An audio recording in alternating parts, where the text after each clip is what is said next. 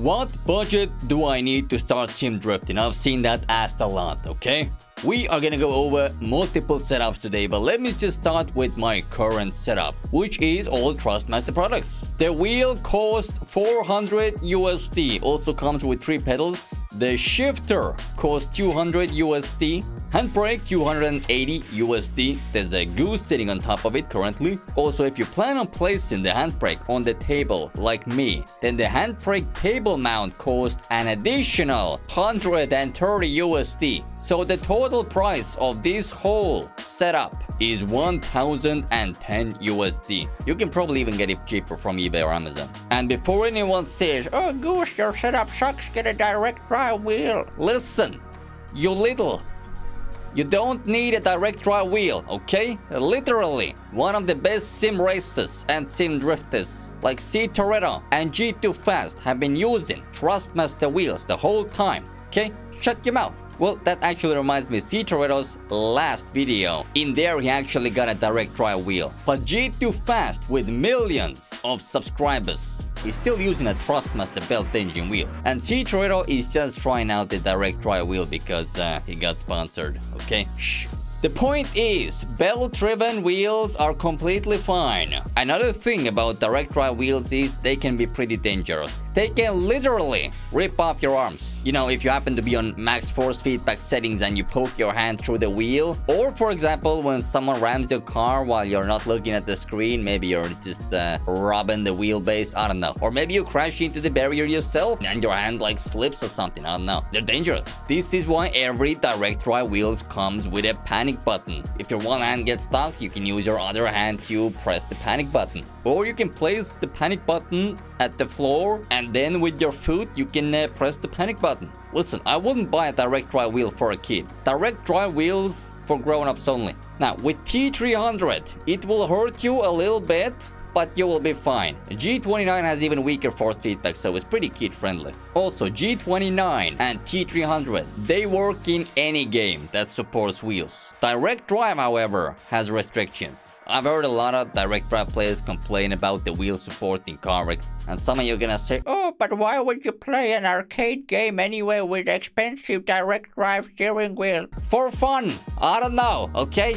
Maybe they want a little bit of change from a set of chords or something. I don't know, don't ask me, okay? I'm just saying that the games list is more restricted for direct drive wheels compared to T300 and G29, for example. Also, back in the day, boys, direct drive wheels were insanely expensive. I remember looking at Fanatec wheels. I saw the prices and I was like, nope.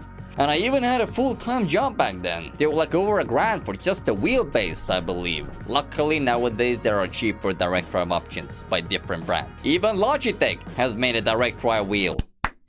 And they called it the most cringiest thing I've ever heard. It's called Pro Racing Wheel. Oh god. And it costs $1,000 for just the wheel. Listen, I would personally probably go with Fanatec in that case or something like that, you know. But I mean, I guess G29 was so profitable, they finally decided to invest some money and make a proper quality product. I mean, that's a good start. Companies are taking sim racing and sim drifting more seriously. Very good. Now, we did the math. And my current setup cost about $1,000, right? Now, that is a lot of money, right, for a sim setup? Well, yes and no. If you're a casual weekend gamer, then probably yeah. If you play almost daily and you have a decent job, then no. Also, it depends probably where you live, obviously. But boys, I haven't always had this setup. Let's see how much my cheaper sim setup costs. G29, which I actually started out with. So I managed to get the wheel for 270 USD, which also came with 3 pedals. And then I bought the Logitech shifter, which was 60 USD. And yes, you do need to buy it separately. On a rare occasion, some wheels actually do come with shifters included. Anyway, then I bought a cheap eBay handbrake for 70 USD. So my whole initial setup only cost me 400 USD. Now that sounds like a great deal, right? 400 USD against the current 1000 USD. Now, one option for those people that are on tight budgets is buying a used wheel setup. But please listen, if you do, never buy them without testing. They could be selling it because something is broken inside the wheel, even though visually it looks good, right? Look at your local listings or Facebook groups noobs in your area, okay, meet up with the dude and bring cash. If you test the wheel yourself, you do a lap or two and everything works and feels good, then you pay with cash, done. You won't get scammed. But hear me out. Having experienced these different types of wheels, I will now give you my honest recommendation for your very first kind of a budget sim setup. What I would do is I would actually get just the Trustmaster wheel for 400 USD without the Trustmaster handbrake or Trustmaster shifter. I would instead get eBay H shifter and eBay handbrake, which in total would be around 150 bucks. So the whole sim setup would fit in 550 USD budget. Reason is very simple, because the G29 and the Trustmaster T300, the difference is like day and night, and the wheel is the most important part of your setup. The thing is, when I had my G29, I just didn't know any better. Although I did notice it was like making weird noises and like shaking. But I thought that was normal. Seriously, it was so loud, I couldn't even play it after like 10 p.m. I would wake up the whole apartment and my neighbors. And I've seen like many people ask me personally if their G29 is broken because they shake like crazy and make these weird noises. And I say, nope, that's just normal for a G29. It has a gear-driven engine. So it is a valid concern, right? The reason why G29 makes these really loud noises and all the crazy shaking is because inside of the wheel, it has a gear engine. Okay, and gears do make a lot of noise. T300, however, is so quiet compared to G29. And the reason is very simple. T300 does not have a gear engine. Instead, it has a belt engine, which is nice and smooth. Plus, the belt engine allows for more force feedback.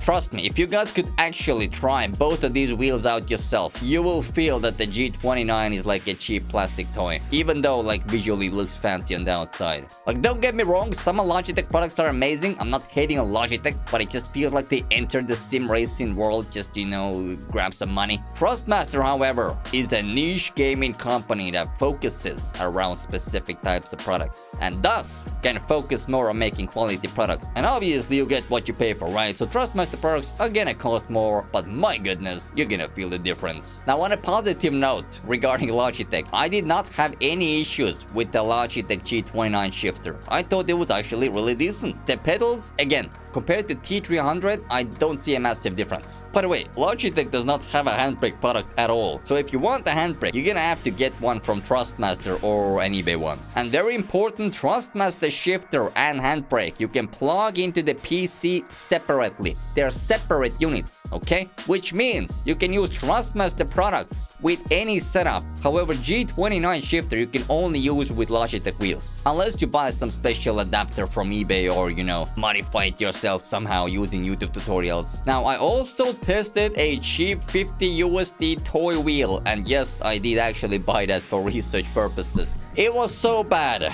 It doesn't even stay mounted on the table, okay? Very low rotation, no force feedback, and so on. Seriously, get a controller instead with your 50 USD budget. If anything, maybe they're like a good holiday or a birthday gift for a 3-year-old. Trust me, save up for a proper wheel with 3 pedals and a force feedback, otherwise you're gonna have regrets. For real, the bare minimum budget I can recommend is 400 USD. This will get you the Logitech whole setup, you know, or the T300 steering wheel without the handbrake and the shifter. And also, I am gonna soon get 2 brand new, completely different wheel setups from different brands as well, which I'm not gonna spoil just yet. If you want to find out what these setups are, subscribe. Drop that like as well, and as always, stay sideways. Peace!